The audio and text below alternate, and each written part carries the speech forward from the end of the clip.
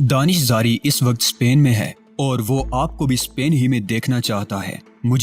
میں نے حیرت سے کہا، ہاں، آپ کو یقین ہے کہ یہ پیغام میرے لیے ہی ہے؟ 100%۔ ہو سکتا ہے آپ کو غلط فہمی ہوئی ہو، میں نے اسے بغور دیکھتے ہوئے کہا، اور وہ کسی قدر مقتدر ہو گئی۔ ایسی بات نہیں ہے، تعجب ہے، بے حد تعجب ہے، میں نے بڑبڑاتے ہوئے کہا، اور وہ بیزار سی نظر آنے لگی۔ پھر بولی، مجھ سے تو بڑے اعتماد کے ساتھ کہا گیا تھا کہ آپ میری پذیرائی کریں گے۔ کس نے کہی تھی یہ بات؟ یوں لگتا ہے جیسے آپ بار بار ان جملوں کو دہرا کر مجھ سے کوئی ایسی بات کہلوانا چاہتے ہیں جس سے آپ کوئی خاص نتیجہ اخذ کر سکیں۔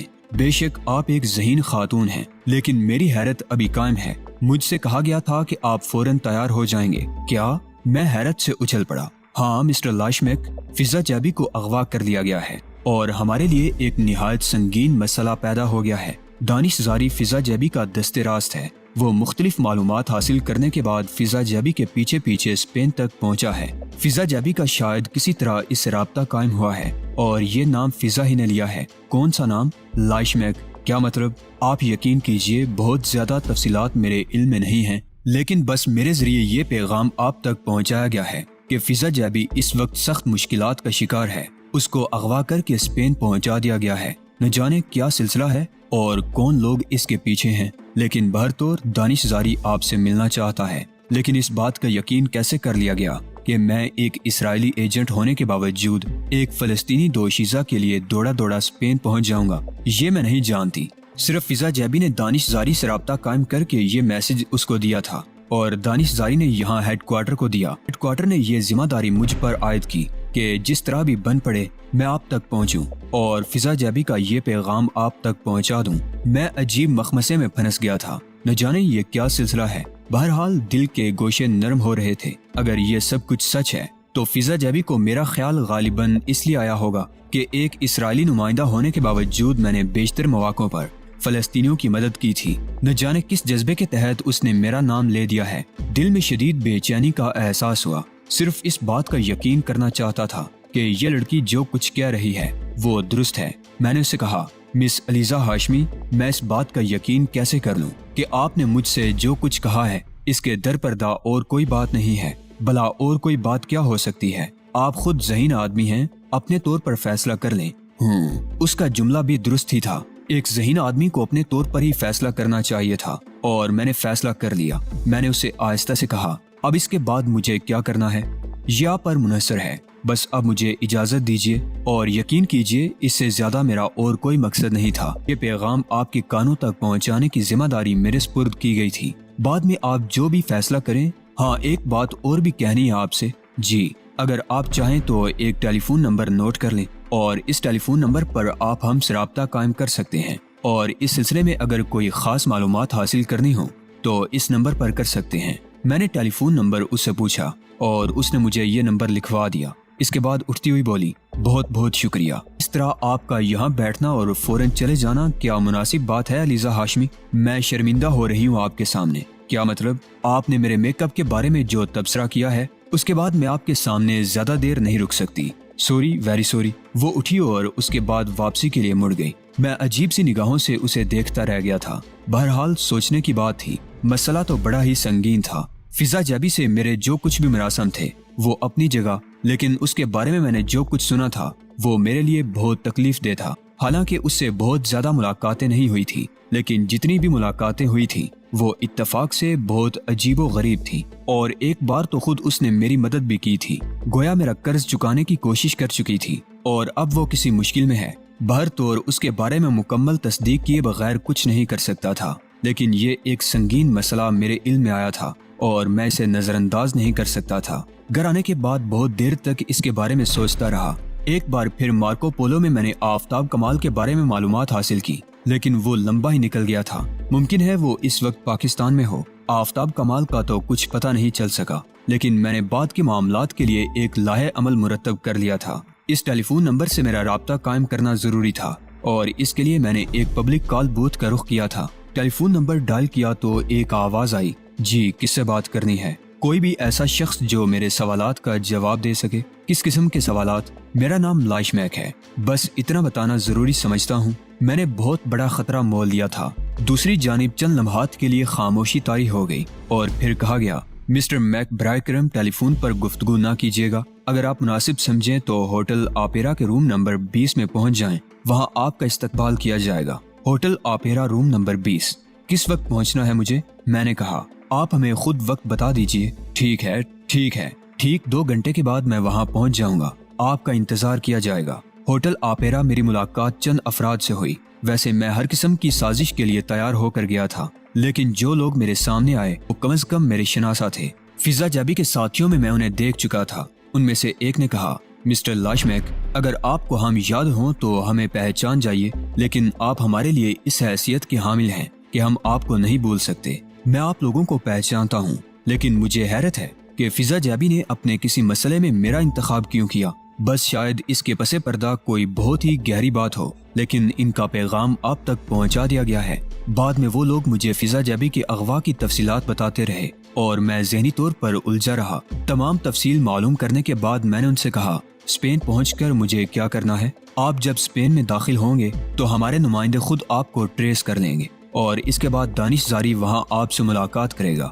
کچھ دیر میں ان لوگوں کے ساتھ بیٹھا رہا. کم از کم اس بات سے مطمئن ہو گیا تھا کہ جو کچھ کہا گیا ہے اس کی وہی حقیقت ہے جو میرے سامنے آئی ہے.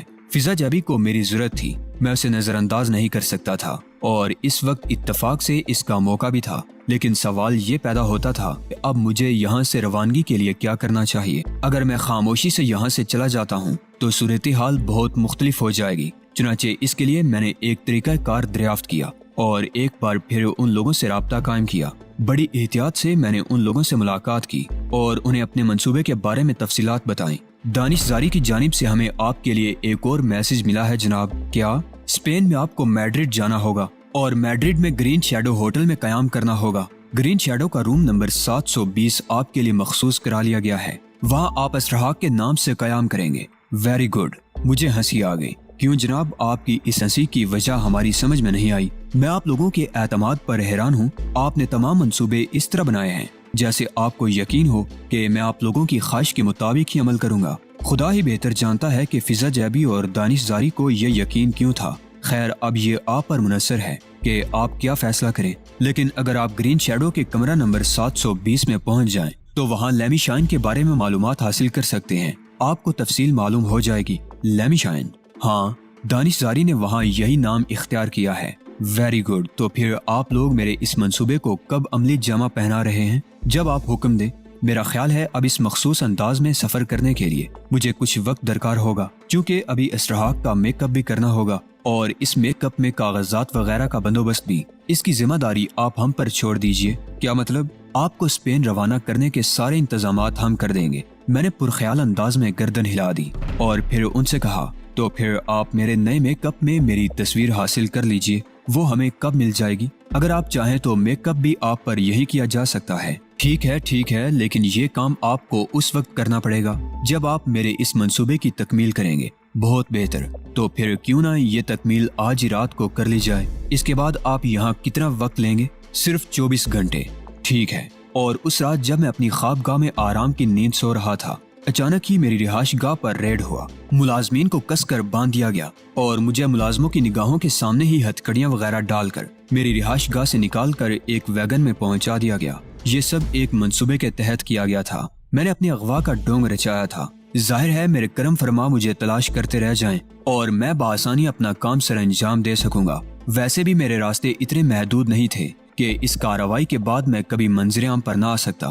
فی الحال آفتاب کمال کا تصور بھی ذہن سے نکال دیا تھا. اب ذرا اپنے طور پر کام کر لیا جائے. آفتاب کمال کسی مشکل کا شکار ہو گیا ہے تو میری تمام دعائیں اس کے ساتھ تھیں، اور اگر اس نے ہی وہ بیش بہا کارنامہ سر انجام دیا ہے جس کی خبر مجھے یہاں ملی ہے تو پھر میں اسے مبارکباد دینے کے علاوہ اور کیا کر سکتا تھا.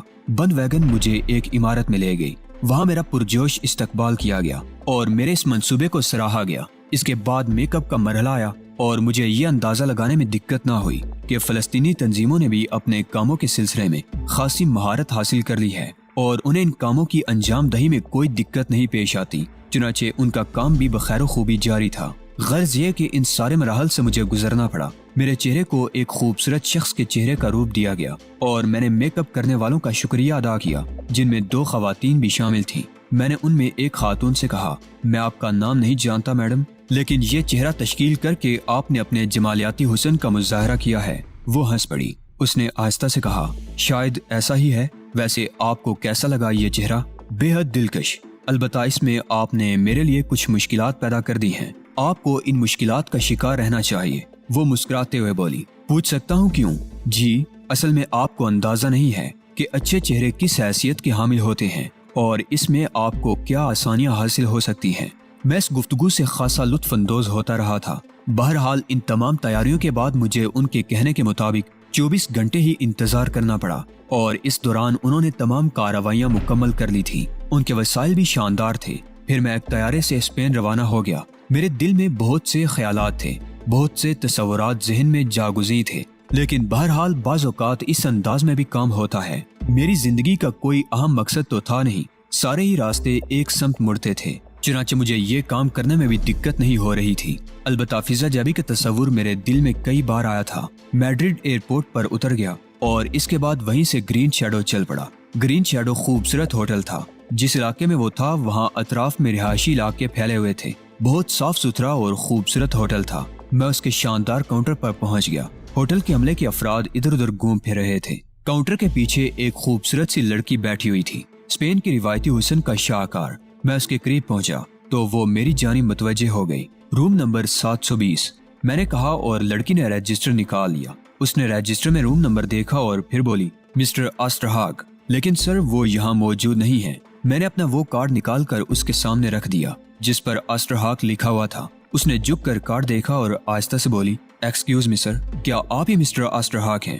ہاں، میں نے مسکرا کر کہا۔ Very good, I am sorry sir, میں سمجھی آپ مسٹر آسٹرہاگ سے ملنا چاہتے ہیں۔ یہ کمرہ میرے نام سے بک ہے اور یہ میرا پاسپورٹ وغیرہ۔ میں نے لڑکی کو مطمئن کرنے کے لیے وہ تمام کارروائیاں کی جو اس کے لیے ضروری ہوتی تھی۔ اس نے شکریہ ادا کرنے کے بعد پورٹر کو طلب کیا اور پورٹر نے مجھے کمرہ نمبر 720 میں پہنچا دیا۔ پورٹر کو ٹپ دینے کے بعد میں نے کمرے کا دروازہ اندر سے بند کیا اور باتھ روم کی جانب بڑھ گیا۔ طبیعت کسل سی محسوس ہو رہی تھی۔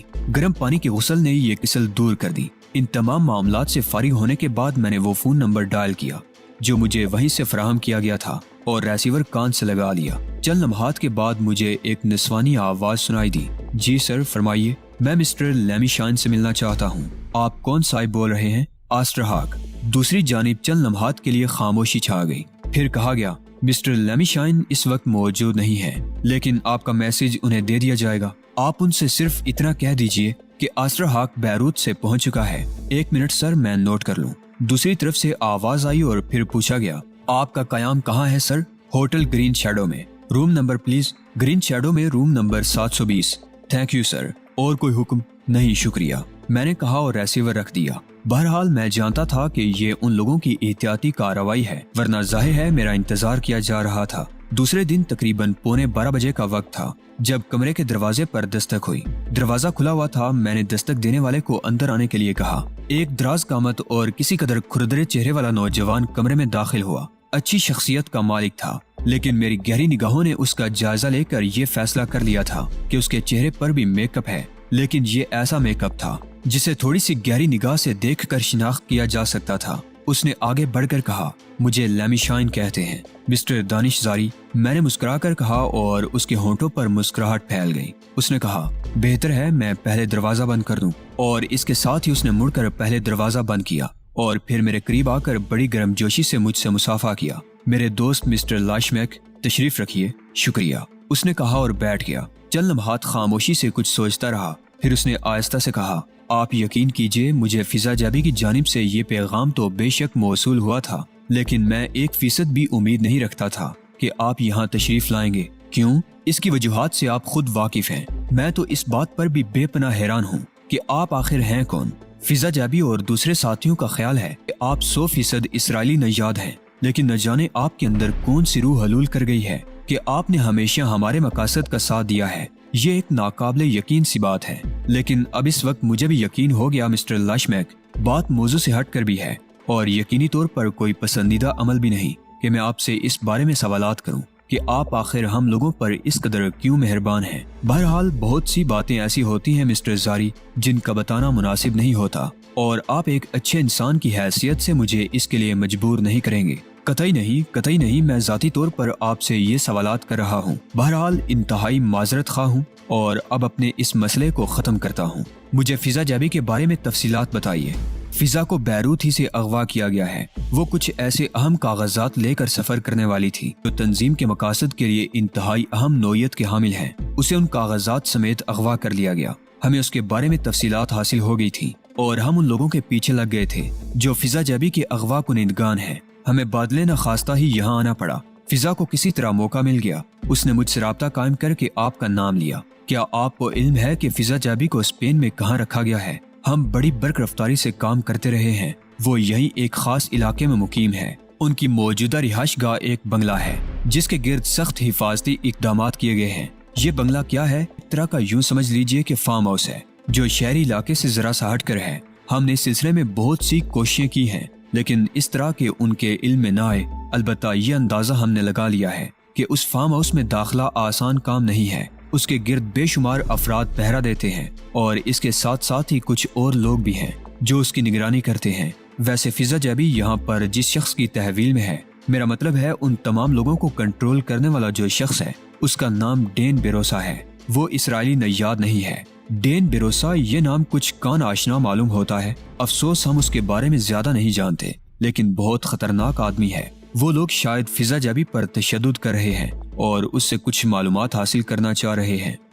मेरे लिए क्या हुक्म है मिस्टर दानिशजारी? अब तो यूं समझ लीजिए मिस्टर लाशमैक कि ये सारा मसला आपके सुपुर्द कर दिया गया है। आप जिस तरह मुनासिब समझे। हम तो आपके मुआवन के तौर पर काम करना चाहते हैं। वैसे मैं आपसे अर्ज नहीं कर सकता कि फिजा जैबी से हमारे किसी किस्म के ज़हनी रवाबत हैं। उसकी ज़ात को अगर कोई नुकसान पहुंचा तो यहाँ हम में से हर शख्स अपनी जिंदगी खत्म करने पर आमादा हो जाएगा, लेकिन हमारे लिए जो अहकामात हैं हम उनसे नहीं हट सकते। आपका कयाम कहाँ है? मैंने कयाम के लिए एक अलग ही जगह मुंतखब की है। होटल वगैरह में हम किसी की निगाहों में आ सकते हैं, लेकिन जिस रिहाइशगाह को हमने हासिल किया है वहाँ हम उन लोगों की निगाहों से महफूज हैं। मिस्टर लाशमैक, आप बराए करम मुझे ये बताइए कि हमें आपके लिए क्या करना चाहिए। फिलहाल मुझे सोचने का मौका दिया जाए। अलबत्ता इस इलाके के बारे में मुझे तफसील बता दें तो बहुत अच्छा होगा, और इस जगह के बारे में भी जहां मैं आपसे मुलाकात कर सकता हूं। ठीक है, उसने कहा और मुझे इस सिलसिले में तफसीलात बताता रहा। मैंने इन तफसीलात को ज़हन नशीन कर लिया था। बहरहाल फिजा जैबी के लिए मुझे यहाँ बहुत कुछ करना था। उन लोगों ने भी बड़ी सितम ज़रीफी का सबूत दिया था। एक दुश्मन से दोस्ती चाहते थे।